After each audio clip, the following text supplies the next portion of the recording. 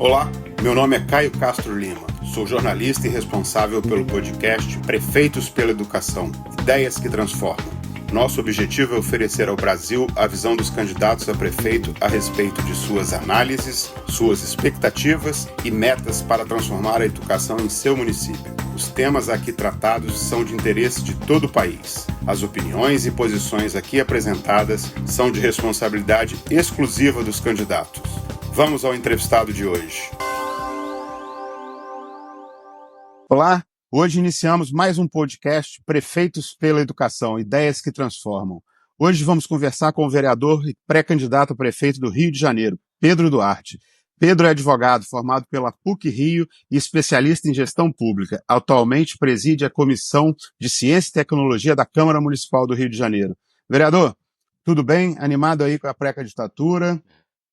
Pô, Caio, bom dia, muito animado, desafio grande pela frente, né? A rede, falando já de educação, a rede municipal do Rio de Janeiro é conhecida pelo seu tamanho, também pela sua complexidade, maior rede da América Latina em número de alunos. Então, estamos bem animados que o desafio é grande. Pedro, educação dá voto?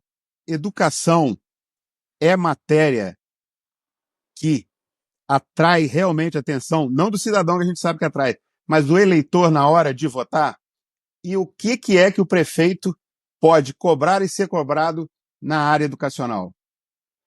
Na minha opinião, infelizmente, educação dá muito pouco voto. As pessoas dizem que valorizam a educação na hora de votar, todo mundo adora dizer, né, então mais livros, mais escolas, mais creches, mas infelizmente eu vejo aqui pela Câmara, por outros vereadores, pelos momentos que eu abordo a pauta da educação, que eu falo sobre o assunto, que eu visito escolas, naquele momento você sente que a repercussão é pouca, que as pessoas não comentam muito, que elas não se engajam com o assunto. Na verdade, acaba que muitas das famílias, na verdade, veem, né, a escola apenas como um espaço que alivia a rotina de trabalho, e não como um espaço de formação daquela criança decisivo para o adulto e para o cidadão que ela vai se tornar.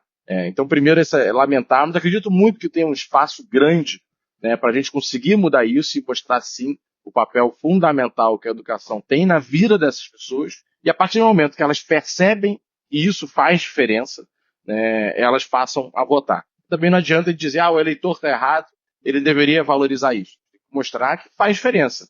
Só que hoje as pessoas estão mais preocupadas com o emprego, com o preço do arroz no mercado, com outros pontos que no curto prazo, no dia a dia, afetam elas.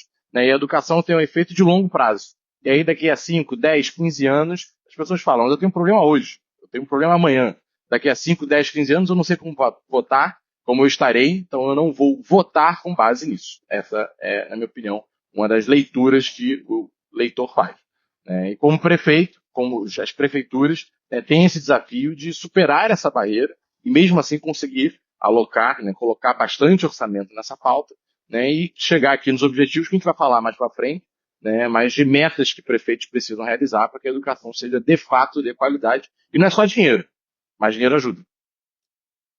Pedro, como então fazer para chamar a atenção da população para esse tema, que é a educação?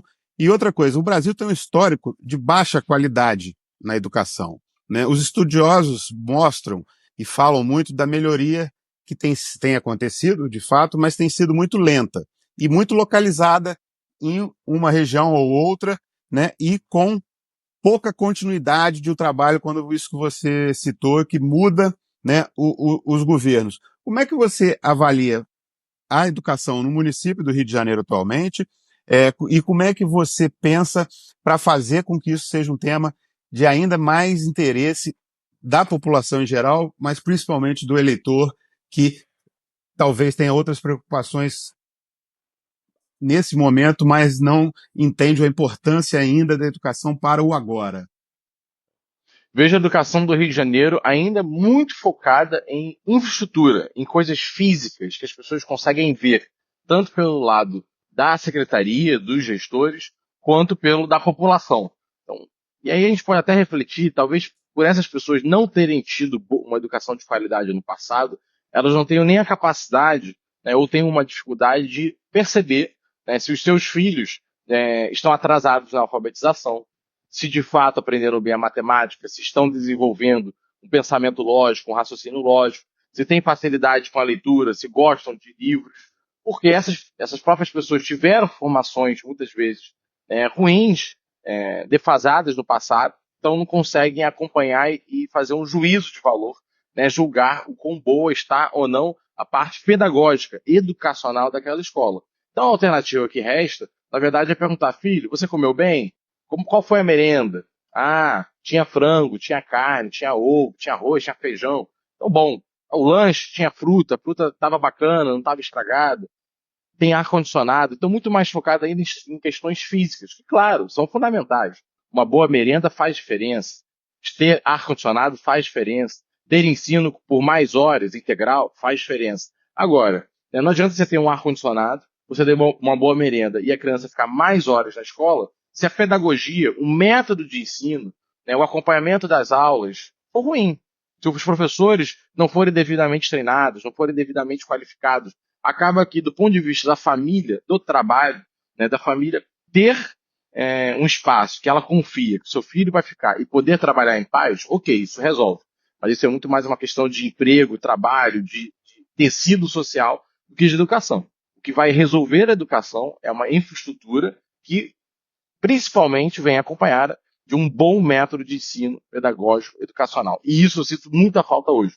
Não vejo sendo debatido aqui na Câmara, não vejo sendo muito debatido dentro da Secretaria. Eu vou nas audiências de educação, nunca vejo alguém falando de nossa nota no IDEB está ruim, o nosso método de alfabetização não funciona, as crianças demoram a serem alfabetizadas, está com muita repetência. Eu vejo sempre, e com todo respeito às pautas, mais uma vez, são importantes, é o salário do professor, é o vale alimentação, é a estrutura, é o ar-condicionado. Mas a gente não está falando, por exemplo, de reciclagem, de atualização dos professores. De quanto em quanto tempo eles têm novos cursos. De quanto em quanto tempo atualiza o método de ensino. Então eu vejo uma rede ainda muito focada, como disse, na questão física, estrutural, visual, menos na pedagógica. Isso reflete na situação da nossa rede. É uma rede que está estagnada em todos os critérios, de índices, de notas, não demonstra muitos avanços. E quando mostra algum avanço, como você bem trouxe, comparado a nível Brasil, avança muito pouco ou avança menos que outros que estão avançando. E aí o mundo ele é comparativo. A gente tem que ter uma mão de obra que seja mais qualificada, a gente tem que ter um cidadão que é mais competente, mais consciente, melhor formado do que os outros. Porque é aí que ele vai ganhar a vaga de emprego, vai se tornar mais produtivo.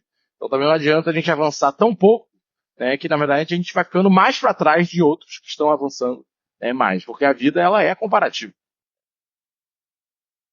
Vereador, e como é que faz para fazer a população entender tudo isso que o senhor falou? Porque uma coisa, é quando está lá, quando ganha o chefe do executivo, a pessoa torna-se prefeito, ela vai e implementa, e aí tem a vontade própria. Mas, assim, durante a campanha, ou mesmo enquanto vereador no mandato, como fazer a população entender todo esse discurso do senhor?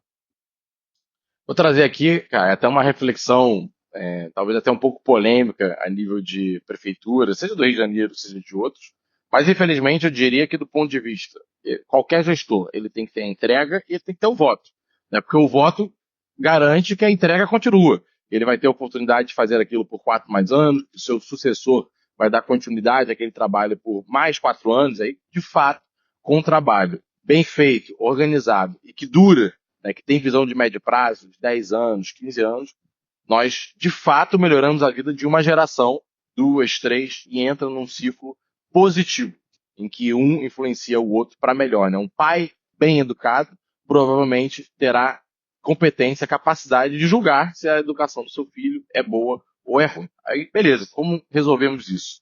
Infelizmente, me parece que o caminho não é ter a pauta da educação como a pauta que vai dar voto. Porque o desafio é muito grande. Os pais, no geral, vão estar muito mais preocupados com a questão da infraestrutura, do físico, e aí você vai ter que garantir, porque é importante, mas também é o que as pessoas vão acompanhar, porque elas têm, é o que elas entendem, conseguem ver. Então, a merenda tem que ser boa, porque se não for, vai gerar muito problema. A estrutura física tem que estar em dia, tem que botar o ar-condicionado, que é isso que vão focar. E, no geral, as pautas que de fato vão mudar a qualidade daquela educação, ou elas não vão dar voto, ou elas vão até te gerar problemas e polêmicas. Né? Então, discutir o método de alfabetização, né? Discutir, cobrar do professor que ele tem que seguir um plano de trabalho de aula. Não adianta, meu amigo, você não pode ensinar o que você bem entender no ritmo que você bem entender. Nós temos uma rede, no caso do Rio, de 1.500 escolas, de centenas de milhares de alunos. E a gente tem que ter um padrão. Você tem a sua liberdade de cátedra, a sua liberdade de professor, claro, para inovar, para fazer ajustes, para ter o seu jeito de ensinar. Mas esse conteúdo que precisa ser ensinado, nesse ritmo, nessa ordem, porque a secretaria fez os estudos, olhou, trabalhou, debateu com as pessoas que entendem de método de ensino, né, de pedagogia, e é o que a gente acredita e a gente quer padronizado para todos. E muitos professores, sabemos, infelizmente, reagem contra isso, porque querem que a sua sala de aula seja uma grande ilha, isolado do que acontece nas outras salas de aula. E aí a gente não tem uma rede. A gente tem, na verdade, um arquipélago, né, de diferentes ilhas em que cada uma tem seu método de ensino, seu jeito de funcionar. E não dá certo. Então isso, na verdade, na minha opinião, vai comprar mais barulho e estresse para o prefeito do que voto. Daqui a 10, 15, 20 anos, o resultado vai aparecer. Só que, na política, a eleição é daqui a 3. Então, diria que esse trabalho, né, de educação, pedagogia, que de fato muda a realidade da educação, não vai eleger o prefeito. Isso precisa ser feito, porque é a prioridade de qualquer gestor, na minha opinião, de qualquer bom gestor. Mas isso a gente deixa no campo da entrega, do campo, né, eleitoral do voto. Realmente, o foco fica na parte física e até outras pautas da gestão, né, transporte público, ônibus, clínica da família, posto de saúde, que de fato as pessoas vão levar em consideração na hora do voto, e aí isso vai garantir que a entrega, que muitas vezes não vai tirar voto, possa continuar. Agora, você fazer o trabalho dessa pauta pedagógica da voto, eu diria, infelizmente, que não é o caminho. Adoraria, né, que um prefeito fosse eleito debatendo método de ensino, debatendo pedagogia de sala de aula, debatendo posicionamento da rede de educação nos critérios, nos índices de educação. Mas, infelizmente, eu acredito que hoje não temos essa maturidade na nossa sociedade. Então, vamos focar isso na entrega, um trabalho silencioso, um trabalho duradouro, sério, e focar eleitoralmente em voto, em outras pautas, que é o que hoje as pessoas têm como percepção de que para elas, no curto prazo, hoje, amanhã, depois de amanhã, é importante. Vereador, na sua opinião, 3 grandes desafios ou problemas da educação no município do Rio. É melhor, vamos ficar nos desafios, os 3 grandes desafios. E dentro desses 3 grandes desafios, gostaria que o senhor nos apontasse, né, esses 3 pontos assim de forma direta, né, para o cidadão entender, e como eles são capazes, na sua visão, dentro desses pontos 3 que o senhor nos apontará, de transformar a qualidade e como o senhor pretende lidar com cada um deles. Perfeito. Vamos lá.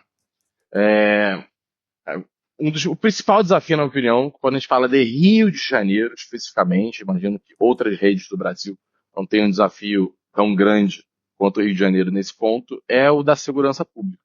Porque hoje boa parte das nossas escolas elas perdem muitos dias letivos, porque tem tiroteio, porque uma facção mandou fechar tudo, porque a milícia está em guerra com o tráfico, e aí todo o bairro para, as pessoas não saem de casa, a escola não pode abrir. São muitos, muitos dias letivos, dias de aula, que nós perdemos por causa disso. Esse é um dos efeitos. Outro, nós disputamos esse jovem com o crime organizado. No ensino fundamental menos, quando a gente fala de prefeitura, mas já no ensino fundamental, a reta final, ali já chegando no ensino médio, é uma época em que o crime organizado já busca aliciar esse jovem para que ele tenha tarefas iniciais de carreira dentro do crime organizado, né, como vaporzinho, entrega, levar droga para cá, levar droga para lá, ficar de vigia. É muito triste, mas é uma realidade muito dura no Rio de Janeiro e muito real. Então, o crime organizado ele afeta a educação do Rio de Janeiro de diferentes formas. Professores, muitas vezes, não querem, por exemplo, e é compreensível, é uma questão de ser humano, né, não quer dar aula dentro de uma comunidade muito violenta, porque existe risco dessa pessoa tomar um tiro de bala perdida, de ter o seu carro abordado, de ser roubado, de passar diariamente por uma situação de conflito. Então, como muitos professores buscam não ir, né, para dar aula nessas comunidades, essas crianças também, né, ficam, às vezes, com quem topa. E nem sempre quem topa é o melhor. Na verdade, a gente deveria até estar com os nossos melhores professores nessas unidades. E são as unidades que nós precisamos muito que essas crianças saiam, rompam esse ciclo, né, do crime organizado, da violência, dos problemas da família desestruturada, e possam, de fato, se tornar cidadãos com trabalho, legais, enfim, é triste, mas romper esse ciclo. Então, até a gente deveria focar nessas unidades. Então, esse é um grande desafio, a relação da educação e do crime organizado na cidade do Rio. O segundo, que eu até já citei aqui, são as famílias desestruturadas. Muitas delas desestruturadas até pelo crime organizado.